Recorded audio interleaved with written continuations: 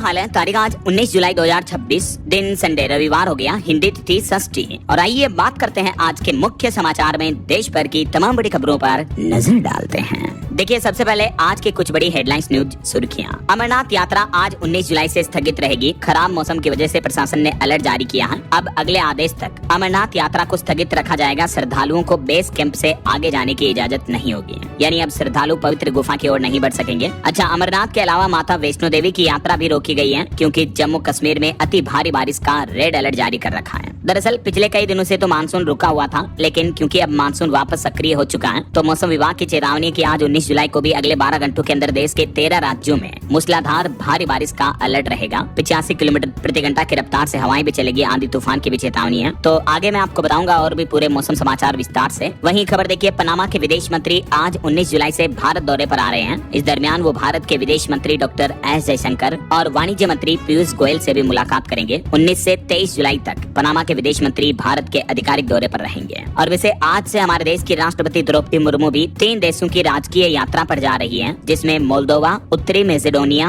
और रोमानिया की यात्रा करेंगी वो 19 से 25 जुलाई तक। और खबर है उत्तराखंड में केदारनाथ रोपवे परियोजना को लेकर आज 19 जुलाई को गुप्त काशी में महापंचायत होगी। इस परियोजना में आगे रोजगार और भविष्य को लेकर ये बैठक में चर्चा की जाएगी। और उत्तर प्रदेश में आज से खत्म हो जाएगा ब्लॉक प्रमुखों का कार्यकाल, तो प्रशासक बनने की उम्मीदें बरकरार हैं। देखते हैं यूपी सरकार की तरफ से आगे इस पर क्या फैसला लिया जाता है। वहीं रेलवे से अपडेट आ रहा, आज 19 जुलाई से चलेगी हरियाणा के जिंद और सोनीपत रूट पर हाइड्रोजन ट्रेन। अब सप्ताह में 6 दिन ये ट्रेन दौड़ेगी, यानी रेगुलर इसकी शुरुआत होने जा रही। हाल ही में आपको पता होगा प्रधानमंत्री नरेंद्र मोदी ने इस ट्रेन को हरी झंडी दिखाई थी। ये भारत की पहली हाइड्रोजन ट्रेन है, तो आज से ही ये ट्रेन आम लोगों के लिए चलना शुरू होने जा रही है। इसका शेड्यूल वगैरह क्या रहेगा, ट्रेन नंबर, संख्या वगैरह भी आप देख सकते हैं डिटेल्स। वहीं आज 19 जुलाई को केंद्र सरकार की सर्वदलीय बैठक भी होगी, जिसमें सरकार अपने विदाई एजेंडे की जानकारी देगी। और आज पश्चिम बंगाल के दौरे पर रहेंगे गृह मंत्री अमित शाह। यहाँ भाजपा सांसदों और विधायकों को पढ़ाएंगे शासन और संगठन का पाठ। और पश्चिम बंगाल के कोलकाता में आज अमित शाह विश्व के सबसे बड़े दही उत्पादन संयंत्र का भूमि पूजन भी करेंगे।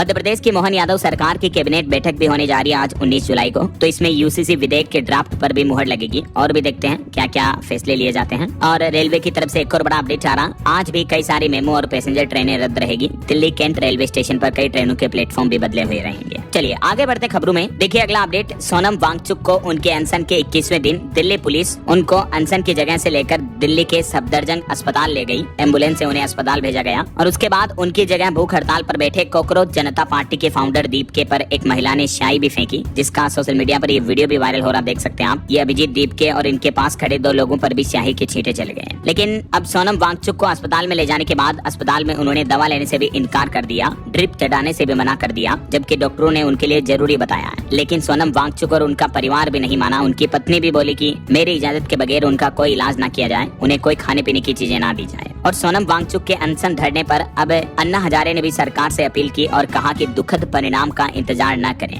क्योंकि वांगचुक का वजन लगभग 9.5 किलो तक गिर चुका है। वो चल भी नहीं पा रहे, उनकी हालत इतनी कमजोर हो चुकी है। जब पुलिस वाले उनको पकड़ने गए तो चादरें लेकर पहुंचे पुलिसकर्मी और जबरदस्ती उनको उठाकर हॉस्पिटल ले गए। 21 दिन की हड़ताल की ये कुछ तस्वीरें आप देख सकते हैं। तो सोनम वांगचुक के स्वास्थ्य को लेकर अन्ना हजारे बोले कि उनके सब्र की परीक्षा ना लें, सरकार को उनसे बातचीत करने में दिक्कत क्या है। अन्ना हजारे ने सरकार को सलाह दी और कहा कि उनसे बातचीत का, संवाद का रास्ता अपनाना चाहिए सरकार को। तो सोनम वांगचुक को जबरदस्ती उठाने के मुद्दे पर कई जगहों पर देश भर में स्टूडेंट भी भड़क गए, विरोध प्रदर्शन देखने को मिला। देख सकते हैं राजस्थान के सीकर की भी तस्वीरें, एसएफआई ने गृह मंत्री का पुतला भी जलाया। और अब वांगचुक के जाने के बाद अनिश्चितकालीन भूख हड़ताल पर बैठ गए सीजेपी पार्टी के फाउंडर अभिजीत दीपके। और अब उन्होंने सभी से पीछे नहीं हटने का अनुरोध किया और बोले कि अभी तो और बड़ा आंदोलन होगा। तो सोनम वांगचुक ने फिलहाल अस्पताल में तो दवा लेने से मना कर दिया। डॉक्टर बोले कि हम उनके स्वास्थ्य की लगातार निगरानी कर रहे हैं। सोनम वांगचुक की पत्नी गीतांजलि ने भी मेडिकल रिपोर्ट पर सवाल उठाए और कहा कि उन्हें डिस्चार्ज दे दो। चलिए अगली खबर देखिए, हमारे देश का पहला निजी अंतरिक्ष यान विक्रम-1 जो लॉन्च किया गया अभी 1 दिन पहले, वो सफल रहा अपनी कक्षा तक पहुंचने में। ये देश की पहली private space company Skyroot की तरफ से लॉन्च किया गया विक्रम-1। और ये भारत की सबसे बड़ी उपलब्धियों में से एक है कि भारत का पहला प्राइवेट ऑर्बिटल रॉकेट लॉन्चिंग कामयाब रही है। स्काई रूट एरोस्पेस कंपनी ने खुद इस रॉकेट को बनाकर अंतरिक्ष में भेजा। ये कंपनी दो दोस्तों ने मिलकर बनाई जो पहले इसरो में काम करते थे। इसरो छोड़कर उन्होंने ये कंपनी बनाई और इसे भारत के स्पेस सेक्टर के लिए बड़ी कामयाबी इसलिए माना जा रहा है क्योंकि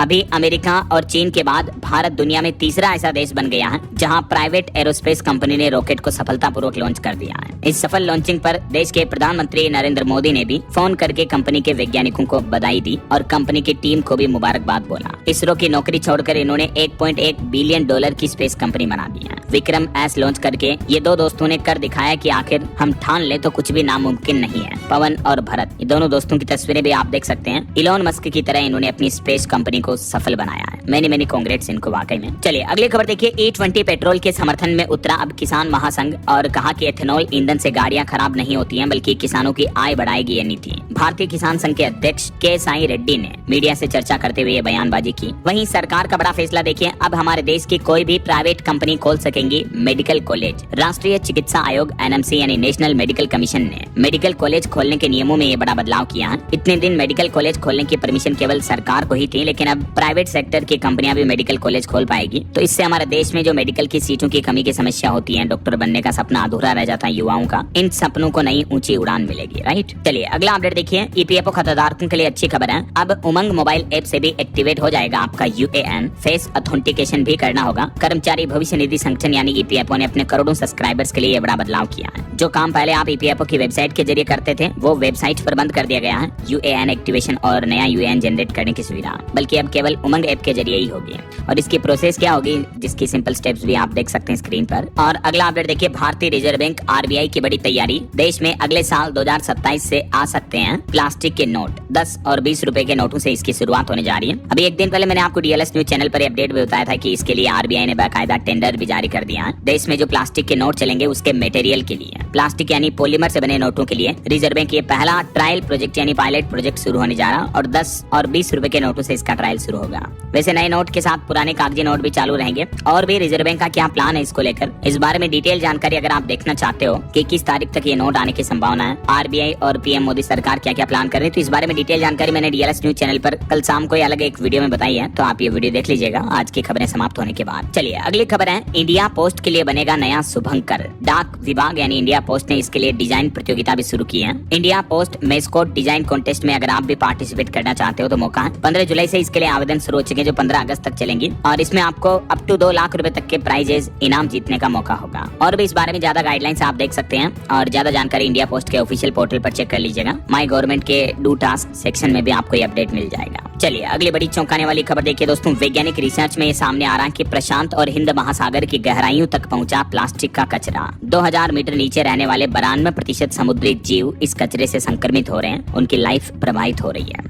हालिया एक नए और चौंकाने वाले वैज्ञानिक शोध में ये खुलासा हुआ है। देखिए हम इंसान जो प्लास्टिक माइक्रो प्लास्टिक के कचरों को समुद्र में फेंक रहे हैं, इससे कितना पोल्यूशन बढ़ रहा है। धरती की सतह के बाद अब हम समुद्र को भी नहीं बख्श रहे हैं। कई समुद्री जीव इससे परेशान हो रहे हैं और ये हालिया साइंस की रिसर्च में चौंकाने वाला खुलासा हुआ है। चलिए अगली खबर देखिए। आपको एक सावधान करने वाली खबर बताता हूँ। इंस्टाग्राम पर सस्ता सोना खरीदने के चक्कर में हरियाणा के एक व्यक्ति से 11 लाख रुपए की ठगी कर ली गई। साहिबाबाद में एक खेल हुआ, हालांकि पुलिस ने इस मामले में 2 लोगों को अरेस्ट भी कर लिया है। सस्ता सोना दिलाने का झांसा देकर ये ठगी की है। तो एक तो ऐसे ठगों से सावधान रहें। इंस्टाग्राम पर इसे वैसे कोई विज्ञापन एडवर्टाइजमेंट देखकर प्रभावित ना हो उनसे। जहां आपको बड़ा फायदा मिल रहा है या कोई बड़ा ऑफर वगैरह मिल रहा है तो उस जगह स्पेशल अलर्ट रहें कि ये आपके साथ ठगी का खेल भी हो सकता है। और इसके अलावा एक और सावधानी वाली बात ये है कि अगर आप ऑनलाइन शॉपिंग वगैरह करते हो तो ये जो शॉपिंग के पार्सल बॉक्स वगैरह होते हैं जिन पर आपके पर्सनल इन्फॉर्मेशन के बिल वगैरह चिपके रहते हैं, इसको कभी कचरे में ना फेंकें, क्योंकि कबाड़ के जरिए कचरे के जरिए भी साइबर ठगी का आजकल नया खेल देखने को मिल रहा है। कचरे से यहाँ से आपकी पर्सनल डिटेल्स, आपका एड्रेस, नाम पता वगैरह चुरा लेते हैं। फिर शुरू होता है ठगी का असली खेल। आपके एड्रेस के नाम पर फिर या तो कोई फर्जी बॉक्स वगैरह डिलीवर करके धोखाधड़ी की जाती है या वहाँ से आपके मोबाइल नंबर पर, ईमेल पर कुछ लिंक भेजे जाते हैं आपको कैशबैक ऑफर मिलने के नाम पर, और उस लिंक पर क्लिक करने से उल्टा आपका बैंक खाते का पैसा कट सकता है। समझ रहे हो? तो सावधान रहें, ऐसी गलती भी कभी ना करें। घर की माताओं बहनों को भी बोल दें कि घर में कभी भी कूड़ा कचरा निकालें, तो जैसे आपके आधार कार्ड वगैरह या इनकी फोटो कॉपी हो गई, कभी ऐसे पर्सनल इन्फॉर्मेशन वाली चीजों को कचरे में ना फेंकें या तो उन्हें जला दें। चलिए अगली खबर देखिए एक बड़े हादसे की दुर्घटना की खबर है। गुजरात के अहमदाबाद में एक अवैध पटाखा फैक्ट्री में भीषण धमाका हुआ जिसमें 9 लोगों की मौत हो गई, 15 से ज्यादा लोग घायल हो गए। अहमदाबाद के महमूदपुरा क्षेत्र का ये मामला है। और वहीं क्राइम जगत से जुड़ी एक और बड़ी खबर देखिए। यूपी मेरठ की जहरीली बीवी की कहानी देखिए जरा। आधी रात को बिस्तर पर सांप लेकर आई और अपने पति के बिस्तर पर सांप को छोड़ दिया। फिर जो हुआ वो बहुत ही खतरनाक था। दरअसल आजकल आपने देखा होगा हाल ही में कई ऐसी दर्दनाक घटनाएं हमें देखने को मिली है, जिसमें कहीं पत्नी ने पति को पहाड़ी से धक्का देकर मरवा दिया, जैसे महाराष्ट्र पुणे का शिया केतन का केस आपने सुना होगा हाल ही में। तो वहीं कई जगहों पर हाल ही में किलर को सुपारी देकर भी अपने पति की हत्या करवाने के मामले देखने को मिले हैं। लेकिन अब उत्तर प्रदेश के मेरठ से ये एक बेहद चौंकाने वाली घटना सामने आई है, जहां एक सातिर बीवी ने अपने ही पति को मौत के घाट उतारने के लिए जहरीले सांप का इस्तेमाल किया, जिसे वो आधी रात को एक सपेरे से अपने प्रेमी के जरिए पकड़वा कर लाई और सांप को अपने पति के बिस्तर पर डाल दिया। जबकि 7 साल पुरानी इनकी शादी थी। इनके परिवार में एक बच्चा है। लव मैरिज ही की थी पहले ही दोनों ने, और दोनों पति पत्नी स्कूल चलाते हैं, स्कूल मालिक है ये। और ये जो महिला थी इसका अपनी ही स्कूल के वैन ड्राइवर से अफेयर था। ये है वो आरोपी वैन ड्राइवर तुषार। पुलिस ने इसको गिरफ्तार भी कर लिया है। इसने और उस शख्स की पत्नी दोनों ने मिलकर पति की जान ले ली। अब जरा सोचिए, परिवार में इतना बड़ा बच्चा है। पहले भी दोनों ने लव मैरिज ही की थी 7 साल पहले, परिवार से अलग रह रहे थे। लेकिन आजकल पता नहीं ऐसी महिलाओं को क्या हो रहा कि जो स्कूल के मालिक हैं, बॉस हैं दोनों पति पत्नी, उसके बजाय ड्राइवर से अवैध संबंध बना रहे हैं अपने ही कर्मचारी से, और उसके चक्कर में अपने ही पति को मरवा दिया। यार हद होती है। क्या कहोगे दोस्तों आप ऐसी महिलाओं के बारे में? इन्हें ऐसी सख्त से सख्त सजा मिलनी चाहिए ताकि समाज में अपराधियों में डर का माहौल रहे। राइट, आपकी राय विचार कमेंट करके बताना जरूर। चलिए फिलहाल देखिए अगली खबर। केंद्रीय रेल मंत्री अश्विनी वैष्णव ने उत्तराखंड देहरादून एक्सप्रेस को हरी झंडी दिखाई। लोग बोले कि लंबे समय से इस रेल का इंतजार कर रहे थे, अब ये ट्रेन सेतु का काम करेगी। वहीं कुछ पॉलिटिक्स के अपडेट देखिए। टीएमसी के बागी 20 सांसद लोकसभा में अलग बैठेंगे। तो वहीं इधर महाराष्ट्र की राजनीति में भी उद्धव ठाकरे के 6 सांसदों के सिंधे गुट में जाने को लोकसभा स्पीकर की मंजूरी मिल चुकी है। तो मानसून सत्र में राजनीति की तस्वीर काफी बदली हुई नजर आएगी। वहीं खबर है पश्चिम बंगाल में अभिषेक का पार्टी ऑफिस भी तोड़ा गया। टीएमसी सांसद बोले कि कार्यालय हमारे लिए मंदिर जैसा था, 2031 तक जिंदा रहा तो इसका जवाब दूंगा। चलिए अगला अपडेट है। 72वें राष्ट्रीय फिल्म पुरस्कारों का ऐलान हो चुका है। Article 370 film best feature film के रूप में सम्मानित हुई। कार्तिक से लेकर ममूटी तक कई लोगों को अवार्ड मिले। आर्टिकल 370 फिल्म को बेस्ट फीचर फिल्म का ये नेशनल अवार्ड मिला। करंट अफेयर्स के हिसाब से इंपोर्टेंट है, ध्यान रखिएगा।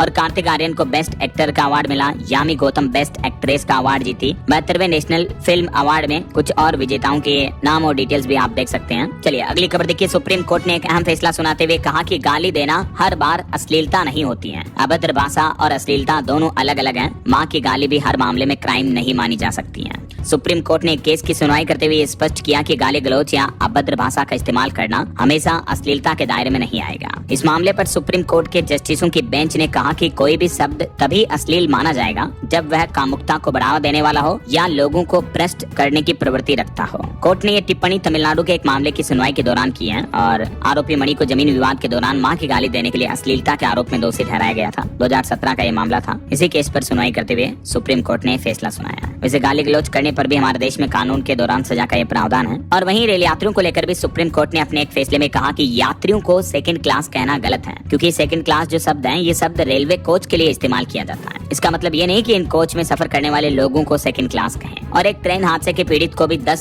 साल बाद 8 लाख रुपए का मुआवजा मिला। इस मामले में सुनवाई करते हुए सुप्रीम कोर्ट ने अपने फैसले में ये 5 बड़ी बातें कही है। एक्चुअली 10 साल पहले ट्रेन से गिरकर एक शख्स की मौत हो गई थी, तो उसका केस चल रहा था रेलवे का सुप्रीम कोर्ट में। वहीं खबर है कैलाश मानसरोवर यात्रा का चौथा दल धारचूला में फंस गया भूस्खलन होने की वजह से, क्योंकि 18 सड़कें बंद पड़ी हैं और केदारनाथ मार्ग पर भी कई जगहों पर पत्थर गिरे। पैदल यात्रा अभी भी जारी है, लेकिन उत्तराखंड में लगातार बारिश का असर प्रमुख तीर्थ यात्राओं पर भी दिखने लगा है। वहीं खबर देखिए, अभी एक दिन पहले यूपी के एक मौलाना ने भगवान श्री कृष्ण को नमाजी बताया था कि कृष्ण भी नमाज पढ़ते थे। तो उनके इस बयान पर बागेश्वर धाम के पंडित धीरेन्द्र कृष्ण शास्त्री बोले कि कर वापसी करो, दोबारा ऐसा कहा तो तुम्हारे दरवाजे पर गीता पाठ करेंगे, हमारी पूजा पद्धति से छेड़खानी ना करें। वैसे अपने बयानों को लेकर पहले भी कई बार विवादों में रहे हैं मौलाना अंसारी, जिन्होंने ही ये आपत्तिजनक टिप्पणी की है अभी भी। और वहीं दोस्तों राम मंदिर चरावा चोरी मामले पर भी खबर है। टिन्नू यादव पुलिस कस्टडी के दौरान गमछे से अपना मुंह छिपाता नजर आया मीडिया से, और जेल से भतीजे मनीष के साथ उसको पुलिस अपने साथ ले गई। ट्रस्ट के प्रायश्चित अनुष्ठान का दूसरा दिन कुछ यूं रहा। वैसे अभी राम मंदिर ट्रस्ट के पुनर्गठन की मांग की जा रही है। सुप्रीम कोर्ट पहुंचा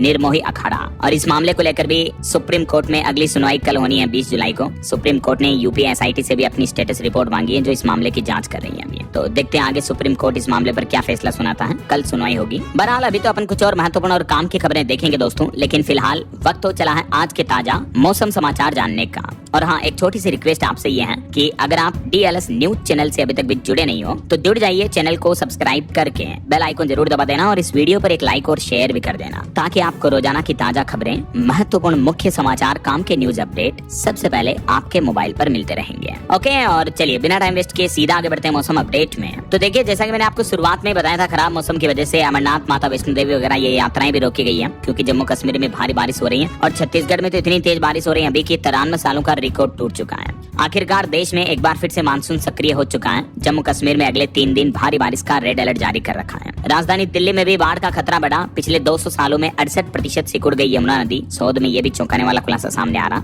कुछ और अलग अलग राज्यों की मौसमी स्थितियां देखिए आप। राजस्थान में भी अब वापस तेज बारिश का अलर्ट जारी हुआ, फिर एक्टिव होगा मानसून। अब तक वैसे राजस्थान में इस मानसूनी सीजन में 21% कम पानी बरसा है, लेकिन अब आने वाले 21 जुलाई से ही राजस्थान के पूर्वी, उत्तरी और दक्षिणी जिलों में बारिश का सिलसिला वापस शुरू हो जाएगा। और छत्तीसगढ़ में भी देखिए, बिजली गिरने से 2 बच्चों की मौत हो गई। भारी बारिश का अलर्ट है। बिलासपुर में इतनी बारिश हुई कि 93 सालों का रिकॉर्ड टूट गया। देख सकते हैं आप सड़कों पर कितना पानी भरा हुआ, कई कॉलोनियां डूब गई। सूरजपुर में एक जगह मकान भी ढह गया। बाढ़ जैसे हालात चल रहे हैं कई जगहों पर छत्तीसगढ़ में अभी भी। ये तस्वीरें आप देख सकते हैं। और वहीं दोस्तों, बिहार में भी देखिए, राजधानी पटना समेत 17 जिलों में तेज बारिश की चेतावनी। नालंदा में एक किसान की मौत भी हो गई। दरभंगा में भी बाढ़ का खतरा बढ़ा। 20 गाँव अभी डूबे हुए हैं। 6 गाँव का संपर्क भी टूटा, क्योंकि पड़ोसी देश नेपाल में हो रही बारिश की वजह से कई नदियां भी उफान पर चल रही हैं। बिहार की कई जगहों पर बांधों से पानी भी छोड़ा जा रहा। यही वजह की बाढ़ जैसे हालात चल रहे हैं। वैसे इस मानसूनी सीजन में अब तक बिहार में लगभग आधी ही बारिश हुई है और कम बारिश की वजह से किसान भाई लोगों की समस्याएं भी बढ़ी हुई हैं। हालांकि मौसम विभाग का कहना है कि 20 जुलाई के बाद बिहार में बारिश की गतिविधियां बढ़ने से किसानों को भी राहत मिलेगी। और अब देखिए, उत्तर प्रदेश में भी गोरखपुर समेत 10 शहरों में तेज बारिश की चेतावनी। सड़कें तालाब बनी, कई जगहों पर अस्पतालों और घरों में भी पानी घुसा। एक जगह कॉम्प्लेक्स की 200 दुकानें डूब गई। 75 शहरों में अलर्ट है। यूपी के सभी जिलों में बारिश की चेतावनी है। मानचित्र में आप देख सकते हैं। पंजाब, चंडीगढ़ में भी 20 जुलाई के बाद बारिश के आसार बढ़ेंगे। आज उमस भरी गर्मी सताएगी, आंशिक बादल छाए रहेंगे, लेकिन आगे आने वाले सप्ताह भर तक पंजाब में मौसम का हाल क्या रहेगा देख सकते हैं आप जानकारी स्क्रीन पर। और पहाड़ी राज्यों की बात करें दोस्तों, तो देखिए, हिमाचल प्रदेश में भी 20-21 जुलाई को बारिश का रेड अलर्ट है। हिमाचल के कई जगहों पर भूस्खलन और फ्लैश फ्लड का खतरा भी मंडराया हुआ है। तो मौसम विभाग ने नदी नालों से आम लोगों और पर्यटकों को दूर रहने की सलाह दी है। 20, 21 और 22 जुलाई तक अगले 3 दिन हिमाचल के अलग अलग जिलों में मौसम का हाल क्या रहेगा देख सकते हैं आप। वहीं उत्तराखंड में भी देखिए दोस्तों, हरिद्वार में बिजली गिरने से 2 किसानों की मौत हो गई। पौड़ी, रुद्रप्रयाग समेत 5 जिलों में बारिश की चेतावनी। देहरादून और चंपावत के तो स्कूल भी अभी बंद है। उत्तराखंड के 5 जिलों में ऑरेंज और 5 में येलो अलर्ट है मौसम विज्ञान केंद्र देहरादून की तरफ से। इन जिलों में भारी से अति भारी बारिश, आकाशीय बिजली और आंधी तूफान का ऑरेंज अलर्ट जारी किया है। वैसे अगले आने वाले 3 दिन 19, 20, 21 जुलाई को उत्तराखंड में मौसम का हाल क्या रहेगा देख सकते हैं आप जानकारी स्क्रीन पर। बाकी अगले 12 से 24 घंटों के दौरान देश भर के अलग अलग राज्यों में मौसम की स्थितियां कुछ यूं रहेगी। सिक्किम, अरुणाचल प्रदेश और हिमालय से सटे बंगाल में रेड अलर्ट है। असम, मेघालय, छत्तीसगढ़, उत्तराखंड इन राज्यों में ऑरेंज अलर्ट है और बाकी मध्य भारत समेत अधिकांश राज्यों में येलो अलर्ट की चेतावनी है। हालांकि जो ग्रीन जोन एरिया आप देख पाओगे, यहाँ अगले 24 घंटों में कोई बारिश की संभावना नहीं है। ओके, और चलिए मौसम अपडेट के बाद आगे बढ़ते हैं खबरों में। कुछ मार्केट अपडेट्स पर नजर डाल लेते हैं। तो देखिए, भारत के सबसे बड़े प्राइवेट सेक्टर के बैंक HDFC के मुनाफे में जबरदस्त उछाल देखने को मिला। HDFC बैंक का प्रॉफिट 5% बढ़कर 19,060 करोड़ रुपए रहा। हालांकि ICICI बैंक के मुनाफे में और भी ज्यादा बढ़ोतरी देखने को मिली, 16% बढ़कर 14,805 करोड़ रुपए रहा।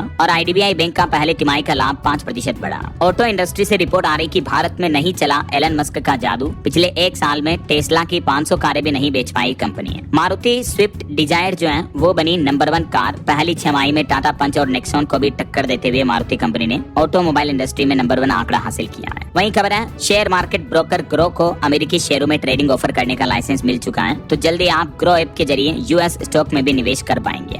कंपनी का ये फीचर अभी टेस्टिंग फेज में है। ट्रायल पूरा होने के बाद जल्दी आपको ग्रो के प्लेटफॉर्म पर अमेरिकन कंपनियों के स्टॉक्स में भी निवेश करने की सुविधा मिलेगी। और खबर है, भारत और फिनलैंड में बढ़ेगा टेक्नोलॉजी सहयोग। वाणिज्य मंत्री पीयूष गोयल ने बड़ी कंपनियों से बैठक के बाद सहमति बनाई है। और सेबी का एक और प्लान देखिए, डीमेट में रखे म्यूचुअल फंड यूनिट्स के लिए अब SWP और STP की सुविधा शुरू की गई है। SWP का मतलब है सिस्टमेटिक विड्रॉल प्लान और STP यानी सिस्टमेटिक ट्रांसफर प्लान। तो म्यूचुअल फंड्स निवेशकों के लिए सेबी ये नई सुविधाएं शुरू करने जा रहा। चलिए अगला अपडेट देखिए, आर्टिफिशियल इंटेलिजेंस AI को लेकर आनंद महिंद्रा का कहना कि AI से IT सेवाओं की भूमिका घटने के बजाय और बढ़ेगी, नए अवसर मिलेंगे। AGM मीटिंग में टेक महिंद्रा के चेयरमैन आनंद महिंद्रा ने ये बयान दिया। और एक रिपोर्ट आ रही कि भारत के निर्यात यानी एक्सपोर्ट में अच्छा उछाल देखने को मिला, जबकि अमेरिका में एक्सपोर्ट घटा है, चीन से 31% तक बढ़ा है। भारत के चावल और मीट प्रोडक्ट्स की विदेशों में सबसे ज्यादा मांग देखने को मिल रही है। वाणिज्य मंत्रालय की तरफ से ये रिपोर्ट और डेटा जारी किया गया है। वहीं मोबाइल फोन लॉन्चिंग पर भी खबर है। 50 मेगापिक्सल टेलीफोटो लेंस वाला techno caiman 50 ultra smartphone launch हो चुका है। इसकी शुरुआती कीमत 40,000 रुपए के लगभग है। ओके, और चलिए मार्केट अपडेट्स के बाद आगे बढ़ते हैं खबरों में। देखिए आपके हेल्थ को लेकर एक चौंकाने वाली रिसर्च सामने आ रही है कि नींद की कमी की वजह से हमारे शरीर में ये संकेत देखने को मिलते हैं। किसी भी चीज पर ध्यान नहीं लगता है, चिड़चिड़ापन बढ़ता है, टेंशन, तनाव, डिप्रेशन वगैरह भी बढ़ता है। नींद की कमी पूरी नहीं होने की वजह से हमारे शरीर में ये 4 गंभीर समस्याएं देखने को मिलती हैं। ज्यादा इमोशनल होना, वो कबूल लेना जो आपने किया ही नहीं, ध्यान न लगा पाना, मतलब कंसंट्रेशन नहीं रहता हमारा, और हार्मोन्स में भी गड़बड़ी होती है। इसीलिए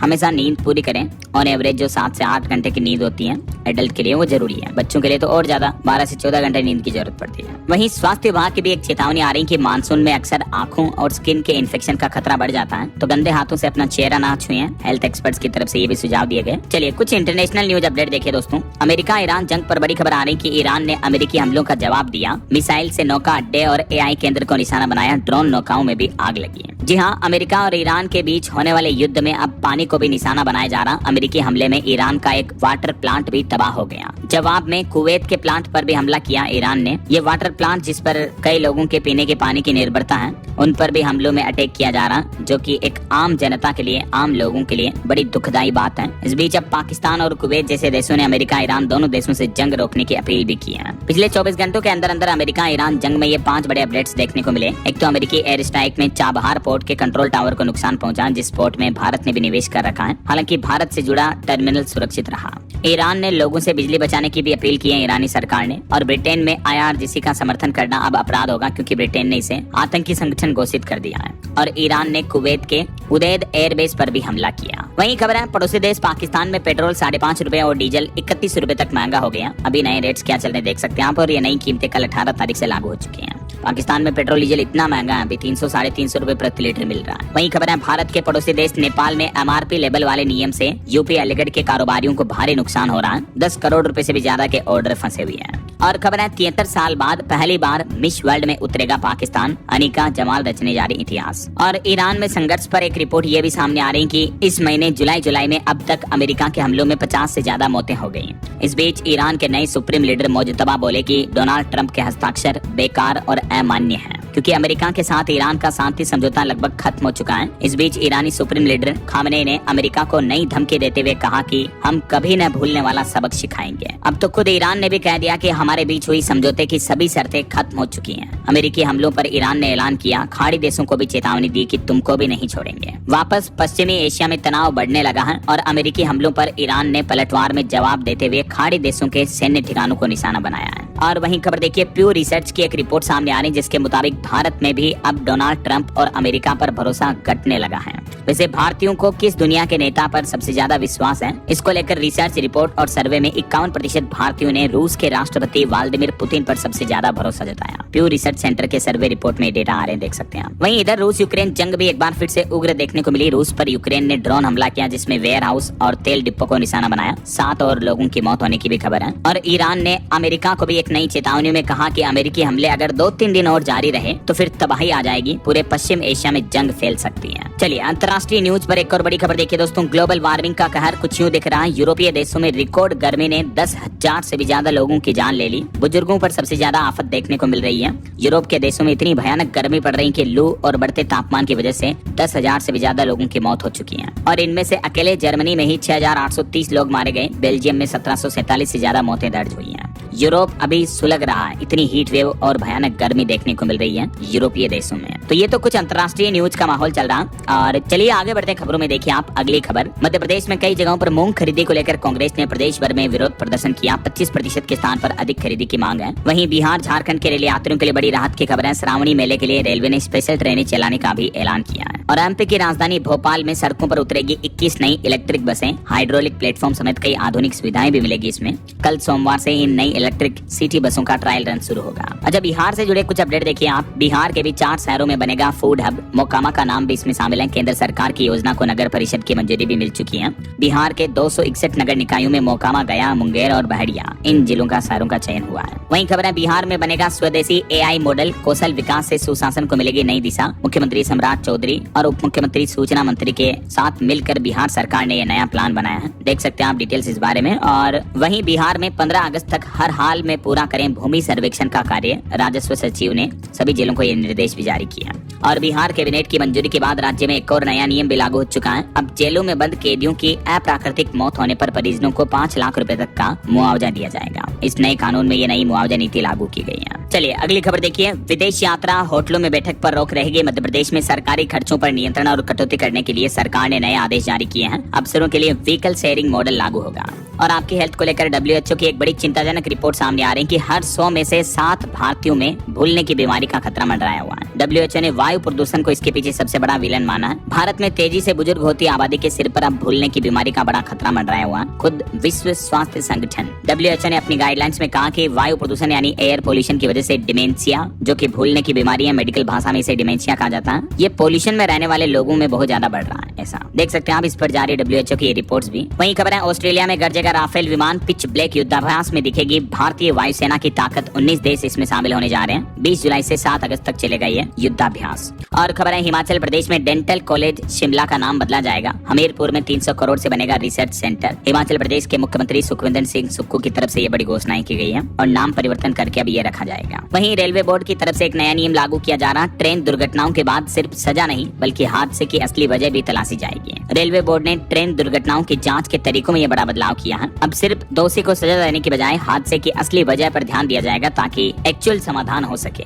नई नीति के तहत प्रारंभिक जांच 10 दिन में और विस्तृत रिपोर्ट पार्ट बी जो है वो 30 दिन के अंदर अंदर सबमिट करनी होगी। और एक अच्छी गुड न्यूज है राजधानी वासियों के लिए। दिल्ली सरकार ने राशन कार्ड के लिए आय सीमा को बढ़ाकर दोगुना कर दिया। अब 2.5 लाख रुपए सालाना कमाने वाले लोग भी अपना राशन कार्ड बनवा सकेंगे, आवेदन कर पाएंगे। पहले इसके लिए लिमिट कितनी थी? 1,20,000 रुपए तक की थी, उसको बढ़ाकर 2.5 लाख कर दिया। तो अब और ज्यादा लोग सरकारी राशन की सुविधाओं का लाभ ले पाएंगे, है ना। और चुनाव आयोग का बड़ा फैसला देखिए। हरियाणा में SIR की तारीख बढ़ गई है। अब 24 जुलाई तक काम हो पाएगा। वहीं विधानसभा मानसून सत्र में नई पहल, ऑनलाइन ली जाएंगी शून्यकाल और ध्यानाकर्षण की सूचनाएं। बिहार विधानसभा में 5 दिवसीय मानसून सत्र को लेकर नई पहल शुरू की गई है। दिल्ली हाईकोर्ट का एक बड़ा फैसला देखिए। फिलहाल पहले और तीसरे शनिवार को नहीं लगेगी कोर्ट। कमेटी इस नियम की समीक्षा करेगी। महीने के पहले तीसरे शनिवार को लेकर ये प्लान है। यूपी में व्यापार बढ़ाने के लिए बनाए जाएंगे सरल नियम। SP गोयल बोले कि निवेशकों को बेहतर माहौल दिया जाएगा। और बड़ी खबर देखिए, उत्तर प्रदेश में व्यापारी कारोबारी जरा सावधान हो जाएं। दूध, पनीर और सरसों तेल में मिलावट करने वाले 30 से ज्यादा व्यापारियों पर कोर्ट ने बड़ा फैसला सुनाया और लाखों का जुर्माना भी लगाया। हाल ही में मिलावटखोरों के खिलाफ अभियान चलाकर ये जांच की गई, तो अपराधियों पर अब ये कार्रवाई की गई है।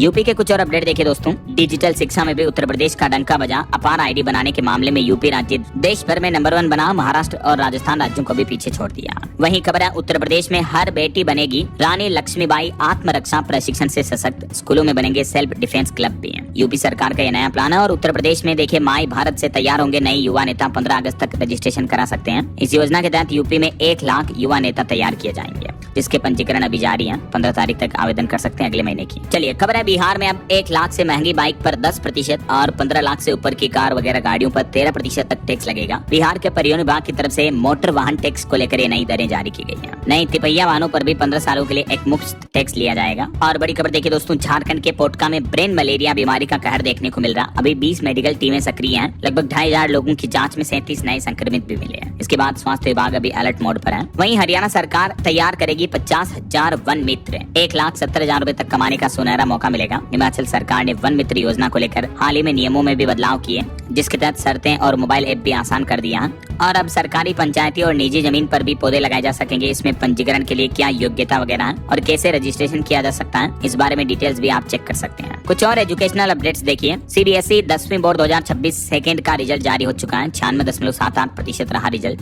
और यूपी गाजीपुर में कल 20 जुलाई को रोजगार मेला लगेगा। युवाओं को नौकरी पाने का मौका है। वहीं दोस्तों, नीट रिजल्ट के बाद अब एक रिपोर्ट सामने आ रही है कि नीट में सफल होने वालों में करीब आधे स्टूडेंट तो ओबीसी के हैं। हर दूसरा सफल छात्र इसी कैटेगरी से है। ऐसे परीक्षार्थी 63% और ईडब्ल्यूएस 76% तक बढ़े हैं। और एक छात्रा के नीट रिजल्ट में तो ये गड़बड़ी भी देखने को मिली। छात्रा के कुछ ही घंटों में 2 रिजल्ट जारी हुए। जो ऑनलाइन रात 12 बजे रिजल्ट आया उसमें 540 नंबर थे, फिर 2 बजे रिजल्ट आया उसमें 167 नंबर ही हो गए। तो रिजल्ट में भी अब गड़बड़ी को लेकर गंभीर सवाल उठ रहे हैं। कानपुर की छात्रा आर्या सिंह ने ये एनटीए द्वारा जारी रिजल्ट पर गंभीर सवाल उठाए हैं कि क्या पेपर लीक में ही गड़बड़ी हुई या रिजल्ट में भी गड़बड़ियां हो रही है, जरा सोचिए आप। और वहीं बिहार में बीपीएससी 72वीं संयुक्त प्रारंभिक परीक्षा स्थगित की गई। 26 जुलाई को नहीं होगा एग्जाम, जल्दी नई तारीख जारी होगी। और हरियाणा वासियों के लिए भी खुशखबरी है। हरियाणा पुलिस में नवंबर में निकलेगी 4000 कांस्टेबल पदों पर भर्ती। अग्निवीरों को भी इसमें छूट वगैरह दी जाएगी। ये हरियाणा सरकार का प्लान है। चलिए अगली बड़ी खबर देखिए। मुख्यमंत्री भजनलाल शर्मा के निर्देश पर राजस्थान राज्य में साइबर ठगों पर शिकंजा कसा गया। अकेले अलवर जिले में ही 1,37,000 सिम कार्ड ब्लॉक किए गए। डीग से 27 अपराधियों को भी गिरफ्तार किया गया। वहीं राजस्थान वासियों के लिए एक और अच्छी खबर ये है कि सोलर पैनल सस्ते होंगे। प्रति किलोवाट 12,000 रुपए तक कम होगी कीमतें। राजस्थान सरकार की तरफ से केंद्र सरकार के इस प्लान के बाद अब ये फैसला लिया गया। वैसे सरकार ने पहले 1 जून से नियम में क्या बदलाव किया था और अब वापस क्या बदला इसमें, इस बारे में डिटेल्स जानकारी आप चेक कर सकते हैं। वहीं खबर है छत्तीसगढ़ राज्य में भी यूनिफॉर्म सिविल कोड यूसीसी कानून लागू करने की तैयारियां शुरू हुई। ड्राफ्ट तैयार करने के लिए हाई लेवल कमेटी भी बनी है। वहीं खबर है यूपी गोरखपुर में रविवार को आज कई इलाकों में बिजली शटडाउन रहेगा 5-7 घंटे तक। और बिहार की राजधानी पटना में 2100 रुपए में हेलीकॉप्टर राइड की सर्विस शुरू हुई पर्यटकों के लिए। वैसे बिहार में पंचायत चुनाव पर भी एक रिपोर्ट आ रही कि परिसीमन के बाद 55% बढ़ेंगे मुखिया और सरपंच के पद। सैलरी देने में बिहार सरकार पर 550 करोड़ का बोझ भी बढ़ेगा। वहीं खबर है हरियाणा के सरकारी विद्यालयों में भी शुरू होंगे एआई और फिनटेक पाठ्यक्रम। और सड़क हादसों को रोकने के लिए केंद्र सरकार ने एक बड़ा फैसला लिया। अब रोड डिजाइन ऑडिटर्स की ट्रेनिंग सिर्फ IAHE नोएडा में ही होगी। रोड एक्सीडेंट की घटनाओं पर लगाम लगाने के लिए सरकार का ये नया प्लान है। वहीं देखिए राजस्थान में जोधपुर में भी प्रसव के बाद अब 5 महिलाओं की हालत गंभीर है। और राज्य भर में अब तक 23 प्रसूताओं की मौत के बाद स्वास्थ्य विभाग पर भी सवाल खड़े हो रहे हैं। और एक नई पहल देखिए दोस्तों, अब सरकारी अस्पताल में मरीजों और उनके परिजनों को भी मिलेगा मुफ्त भोजन। केरल राज्य सरकार की तरफ से ये बड़ी घोषणा की गई है और नई सुविधा शुरू करने का फैसला किया है। वहीं खबर है पंजाब में कैंसर को अब अधिसूचित बीमारी के रूप में लिस्ट कर दिया है पंजाब सरकार ने। यानी इस नए नियम के तहत हर कैंसर मरीज का रिकॉर्ड अब सरकार को देना बताना जरूरी होगा। और ये नए नियम तत्काल प्रभाव से लागू हो चुके हैं पंजाब में। वहीं खबर है यूपी में देखिए अब घर बैठे मिलेंगे राजमिस्त्री और लेबर। यूपी डिजिटल लेबर चौक करेगा मदद। इसके लिए ये नया मोबाइल ऐप शुरू किया उत्तर प्रदेश सरकार ने, जिसके तहत कुशल अकुशल श्रमिक घर बैठे आसानी से काम भी पा पाएंगे। जैसे अर्बन मंकी वगैरह ना, वैसे ही ये यूपी सरकार का ऑफिशियल ऐप है। और योगी सरकार का एक और बड़ा कदम देखिए, उत्तर प्रदेश के प्राइमरी स्कूलों में अब हर क्लास के लिए तय हुई है लर्निंग टारगेट। इस बारे में नई गाइडलाइन जारी कर दी है कक्षा 3 से 5वीं के छात्रों के लिए। यूपी सरकार का कहना है कि सिर्फ किताबी सिलेबस पूरा करना ही काफी नहीं है, बल्कि वास्तविक ज्ञान को परखना इसके पीछे मकसद है। तो हर कक्षा के लिए परख मानक तय होंगे। बच्चों की प्रगति रिपोर्ट पर अब सीधी यूपी सरकार की नजर रहेगी। मॉनिटरिंग के लिए त्रिस्तरीय व्यवस्था भी लागू की जाएगी। और यूपी में निपुण मिशन का भी नया रूप शुरू होने जा रहा। बाल वाटिका से लेकर कक्षा 5वीं तक के बच्चों के लिए नए टारगेट तय हुए हैं। अब चौथी से ही बच्चे पढ़ेंगे लिखेंगे, समाचार न्यूज़पेपर वगैरह भी पढ़वाए जाएंगे, उन्हें अभ्यास करवाया जाएगा। ऐसा किसी घटना पर 6 से 8 वाक्यों में अपने विचार भी लिखवाए जाएंगे वगैरह वगैरह। चलिए अगली खबर देखिए। महाराष्ट्र में स्कूल बसों को लेकर सरकार ने नई नीति लागू कर दी है। अब हर बस में GPS लोकेशन ट्रैकिंग सिस्टम और CCTV कैमरे लगाना जरूरी होगा। इसके अलावा भी स्कूल बसों के ड्राइवर का पुलिस वेरिफिकेशन भी अनिवार्य होगा। और अब घर बैठे ही अपने बच्चों के आवागमन पर सीधे नजर रख पाएंगे, लाइव लोकेशन देख पाएंगे पेरेंट्स, माता पिता भी। तो ये बहुत ही अच्छी पहल है महाराष्ट्र सरकार के द्वारा। बच्चों की सुरक्षा को देखते हुए स्कूल बसों को लेकर ये नई गाइडलाइंस, नए नियम लागू किए गए हैं। वहीं देखिए मध्य प्रदेश में भी सरकार ने कुछ बड़े सुधार किए। उद्योगों को 5 महीनों में मिलने वाली मंजूरी अब तुरंत मिल पाएगी। बहुमंजिला प्राइवेट यूनिवर्सिटियां बनाने का रास्ता भी साफ हुआ। MP की मोहन यादव सरकार की तरफ से ये कुछ बड़े बदलाव किए जा रहे हैं मध्य प्रदेश में, ईज ऑफ डूइंग बिजनेस को बढ़ावा देने के लिए। और खेल जगत से खबर है, कॉमनवेल्थ गेम्स में चानू और लवलीना होंगी भारत की ध्वजवाहक। भारतीय ओलंपिक संघ ने ये घोषणा की है। वहीं खबर देखिए, सोनम वांगचुक को अब विदेश से भी समर्थन मिला। अमेरिका में भी सोनम वांगचुक के समर्थन में लोग बाग खड़े हुए हैं और मोदी सरकार के खिलाफ नारे नारेबाजी देखने को मिली भारतीय दूतावास के बाहर। चलिए अंत में खबर आ रही दोस्तों की शादी और मुंडन समेत सभी मांगलिक कार्यों पर रोक लग जाएगी। 25 जुलाई से ही निद्रा मुद्रा में जाएंगे भगवान विष्णु। देव सैनी एकादशी के बाद से सभी तरह के मांगलिक कार्यों पर रोक लग जाएगी अगले 4 महीने तक फिर। ओके, और अंत में आज के राशिफल पर नजर डाल लेते हैं। देखिए आज मिथुन राशि वालों को रियल एस्टेट में मुनाफा मिल सकता है और वृश्चिक राशि वालों को एक्स्ट्रा इनकम का भी मौका मिलेगा। और भी कुछ अलग अलग राशियों का राशिफल आप देख सकते हैं स्क्रीन पर। और हाँ दोस्तों, आप मुझे कमेंट करके बताइए कि पृथ्वी पर मौजूद सबसे कठोर पदार्थ कौन सा है? ABCD which is right option? Let me know in the comment box। सही जवाब देने वाले लोगों को रेंडमली सेलेक्ट होने पर DLS न्यूज टीम की तरफ से शानदार सरप्राइज गिफ्ट जीतने का मौका मिलेगा। और इसी के साथ ही अगर आपको वीडियो अच्छा लगा तो इसे लाइक करना, शेयर भी करना, DLS न्यूज चैनल को सब्सक्राइब करके बेल आइकन जरूर दबा देना रोजाना ऐसी इन्फॉर्मेटिव जानकारियाँ, महत्वपूर्ण समाचार देखते रहने के लिए। ओके, ख्याल रखिएगा अपने आप का, अपने परिवार का। मिलेंगे अगले नेक्स्ट अपडेट में, तब तक के लिए जय हिंद, जय भारत, वंदे मातरम।